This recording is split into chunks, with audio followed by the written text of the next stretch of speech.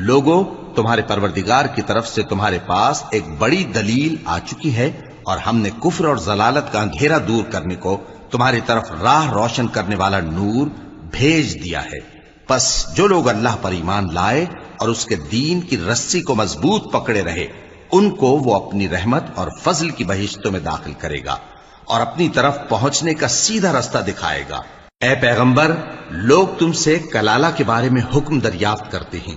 کہہ دو کہ اللہ کلالہ کے بارے میں یہ حکم دیتا ہے کہ اگر کوئی ایسا مرد مر جائے جس کے اولاد نہ ہو اور نہ ماں باپ اور اس کی ایک بہن ہو، تو اس کو بھائی کے ترکے میں سے آدھا حصہ ملے گا، اور اگر بہن مر جائے اور اس کے اولاد نہ ہو تو اس کے تمام مال کا وارث بھائی ہوگا، اور اگر مرنے والے بھائی کی دو بہنیں ہوں تو دونوں کو بھائی کے ترکے میں سے 2/3، اور اگر بھائی اور بہن یعنی مرد اور عورتیں ملے جلے وارث ہوں تو مرد کا حصہ 2 عورتوں کے حصے کے برابر ہے۔